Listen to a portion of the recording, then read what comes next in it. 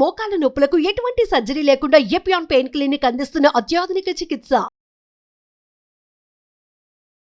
Medicine అనేది ఏంటి, legal అనేది అంటే క్వాలిటీ ఏమైనా తేడా ఉంటుందా దీంట్లో? ఇప్పుడు మేజర్గా మనం చాలామంది పేషెంట్స్లో కంప్లైంట్ చూస్తున్నది ఏంటంటే, నాకు మీరు ఇచ్చిన మందులే వాడుతున్నాము కానీ షుగర్ తగ్గట్లేదు, మీరు ఇచ్చిన మందులే వాడుతున్నాము కానీ మాకు గ్యాస్ట్రైటిస్ ఇదివరకు లేదు, ఇప్పుడు కొత్తగా గ్యాస్ట్రైటిస్ వస్తుంది, లేదా ఇదివరకు మీరు ఇచ్చిన షుగర్ మందుతో నాకు భోజనం ఆలస్యం అయితేనే లో షుగర్ వచ్చేది, కానీ ఇప్పుడు అలాంటి వేళ లేకుండా ఎప్పుడు పడితే అప్పుడు నాకు లో షుగర్ వస్తుంది. టైం ఫుడ్ తీసుకుంటున్నా కూడా మళ్ళీ ఆ సిమ్టమ్స్ కనిపిస్తున్నప్పుడు మనము ఇలా అయ్యకూడదు కదా, ఎందుకు జరుగుతుంది అని చెప్పి సరే అమ్మ మెడిసిన్స్ ఏమేమి వాడుతున్నారు ఏం కథ అని చూస్తే, అవును చాలా మంది డాక్టర్స్ అంతా చెప్పిన తర్వాత లాస్ట్లో మీరు అసలు మెడిసిన్స్ తీసుకురండి అంటారు. అవును, అప్పుడు చూస్తే చాలా సందర్భాలలో మనం రాసింది ఒకటి, పేషెంట్ వాడుతున్న కాంపోజిషన్ సేమ్ అయి ఉంటుంది, బట్ అందులో ఆ క్వాలిటీ ఉందా లేదా అనేది ప్రశ్నాత్మకంగా మారుతుంది. సరే మనం డైరెక్ట్గా కమెంట్ చేయలేము అక్కడ. ఇప్పుడు పేషెంట్ దగ్గర నేను ఇచ్చింది మంచి మందు, నువ్వు ఎందుకు నాసి రకమైన మందులు పోయి కొనుక్కున్నావు అని నేను ఆ సందర్భంలో అలా మాట్లాడలేను. అలా అంటే ఇంకా భయపడతారు. ప్లస్ నా దగ్గర కూడా అది నిరూపించడానికి ఆ సందర్భంలో రుజువులు ఉండవు. నాకేంటి, ఆ పేషెంట్ బాగుపడితే చాలు, అతను వెళ్ళిపోయిన తర్వాత నెక్స్ట్ పేషెంట్ నాకు లోపలికి వస్తారు.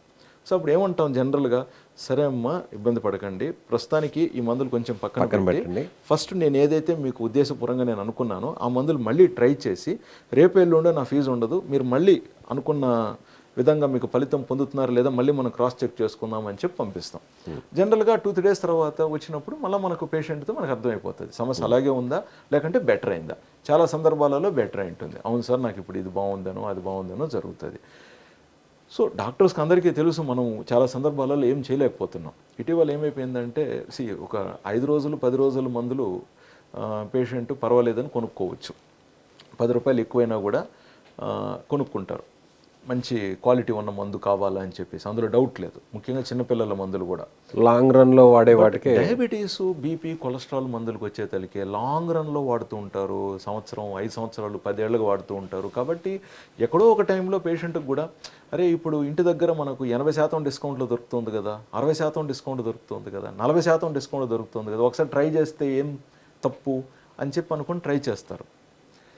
బిగినింగ్లో చాలా వరకు ఎటువంటి డిఫరెన్సెస్ కనపడకపోవచ్చు, బట్ 1, 2, 3, 4 years తర్వాత చూస్తే కొంతమందిలో డయాబెటీసు అది ముదిరిపోయి ఉండొచ్చు, లేదా షుగర్స్ కంట్రోల్లో కనపడకపోతూ ఉండొచ్చు, ఇలాంటివి జరిగే సమస్యలు ఎదుర్కొంటారు. అప్పుడు మళ్ళీ డాక్టర్ దగ్గరికి వచ్చినప్పుడు రిపోర్ట్స్ ఎక్కువ ఉంటాయి, హెచ్బిఎంసీ పెరిగిపోయి ఉంటాయి, లేదా బీపీ మాత్రలు 2 వాడుతున్నారు 4 వాడుతున్నారు అయినా కూడా బీపీ తగ్గట్లేదు, లేదా కొలెస్ట్రాల్ ట్యాబ్లెట్ ఇచ్చేటప్పుడు మరి 20 mg ఇస్తే ఇంత కొలెస్ట్రాల్ తగ్గుతుంది ఈ పలానా వ్యక్తికి అని డాక్టర్ ఒక అంచనా ఉంటుంది జనరల్గా. ఎందుకంటే మనం రెగ్యులర్గా ఇస్తూ ఉంటాం కాబట్టి ఎటువంటి వ్యక్తికి ఎలాంటి బ్యాక్గ్రౌండ్ ఎలాంటి ఇష్యూలో మనం ఇచ్చాము అనే దాన్ని చాలా కేస్ స్టడీస్ ఫేస్ చేస్తుంటారు. ఈ 20 mg ఇచ్చినప్పుడు మరి ఇది ఎల్డిఎల్ ఇంత వచ్చి ఉండాలి కదా, ఎందుకు ఇలా రావట్లేదు, అట్లా మనకు డౌట్లు వస్తాయి. లేదా పేషెంట్స్కి న్యూరోపతి మందులు ఉంటాయి, పాదాలు మంటలు సురుకు తిమ్ముర్లు ఎక్కుతూ ఉంటాయి అంటారు, సిమ్టమ్ కాబట్టి. సో సార్ ఫస్ట్లో బాగా తగ్గింది సార్, ఈ మధ్య నేను మాత్ర వేసుకున్నా నాకు మంటలు అలాగే ఉంటున్నాయి అంటూ ఉంటారు. అటువంటిప్పుడు చూస్తే ఓకే మార్చారు, మరి ఎట్లా చేద్దాం. సో ఫస్ట్ 1 or 2 times మనకు తెలియకుండానే మనం డోసు కూడా పెంచి ఇచ్చేస్తుంటాం. సో పేషెంట్ అంటారు సార్ మీరు పోయినసారి కూడా డోసు పెంచారు అయినా నాకేం లాభాలు లేవంటారు. అప్పుడు మనం ఆగి, ఎందుకంటే ఎప్పుడైతే మనం ఫుల్ స్టాప్ పెడతామో టైం కన్జంప్షన్ అవుతుంది. అంటే ఇది మీరు చెప్పేదంతా కూడా సో ఇలాంటి మెడిసిన్ వాడడం వల్లే జరుగుతుందంటారా, దాన్ని గుర్తించడం ఎలా? ఇవన్నీ కూడా ఒక వ్యవస్థ ఉంది, దానికి ఇవన్నీ జరిగిపోతున్నాయండి, మన దాకా రావు జనరల్గా.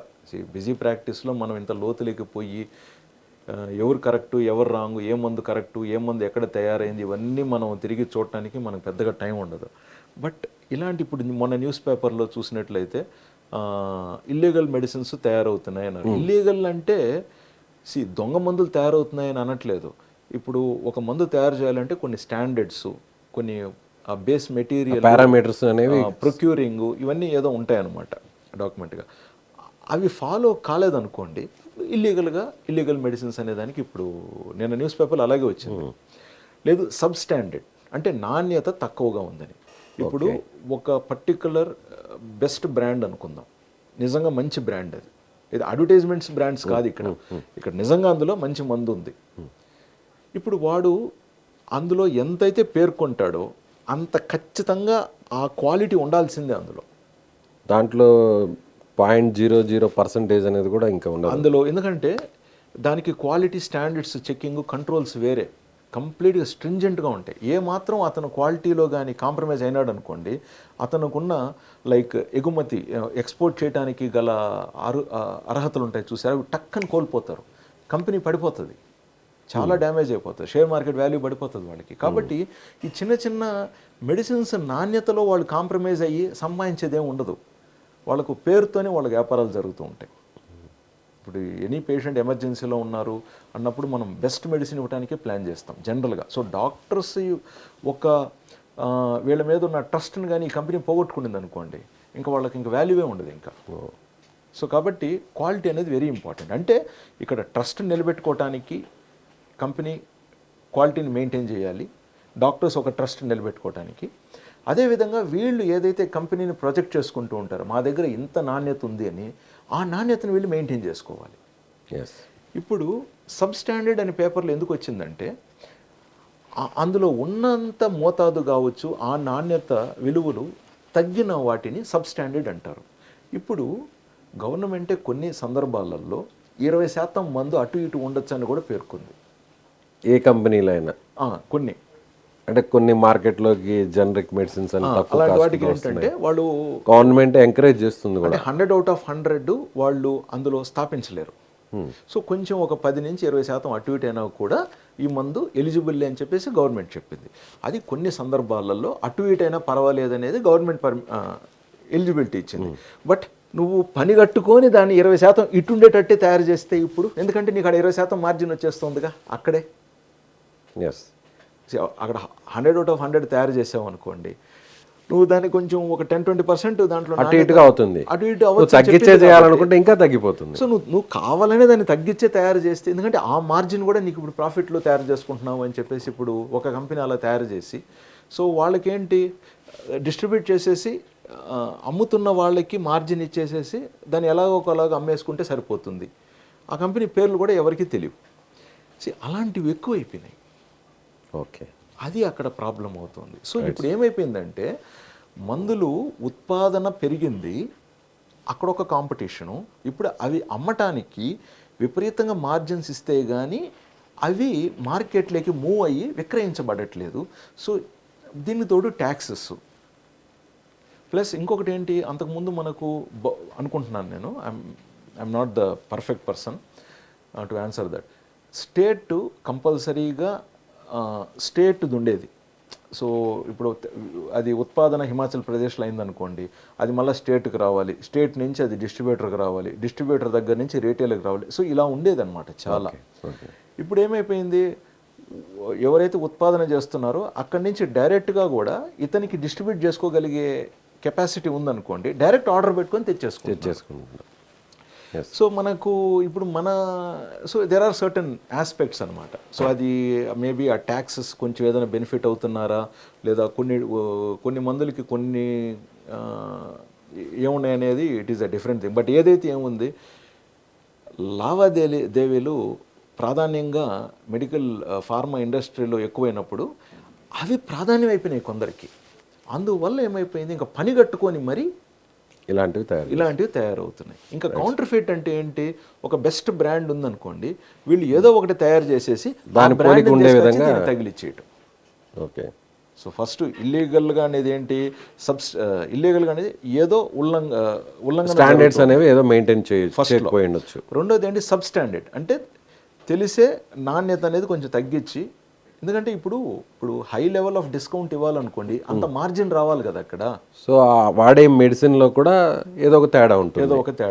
మూడోది ఏంటంటే పేరు మార్చేసి వీడికి ఇంకా అసలు దీనికి ఈ మందుకి తల తోక ఉండదు, ఏదో తల ఉన్న దానికి దీన్ని తీసుకెళ్లి తగిలిచ్చేయటం, ఆ లేబుల్ ప్రింట్అవుట్ చేసి ఇచ్చేయటం. ఓకే, ఇప్పుడు మన బాడీ అంతా వేరు ఉంటుంది, తల వేరు, అట్లా అంటే ఇప్పుడు మెడిసిన్ వేరే ఉంటుంది, కంపెనీ సాధారణంగా నెయ్యి తర్వాత ఈ ప్రొవిజనల్స్లో కూడా కల్తీలు జరుగుతూ ఉంటాయి కదా, డాల్డా మిక్స్ చేయడం, ప్రముఖ బ్రాండ్కి పేరు పెట్టేసేసి వీళ్ళు ఏదో ఒకటి తయారు చేసేసి పట్టుబడుతూ ఉంటాయి చూసారు. అలాగే ఆ పేరు వచ్చే విధంగా కూడా కొన్ని నేమ్స్ ఉంటాయి సార్. అవును, అది కూడా అది కూడా ఎక్కువ జరుగుతుంది.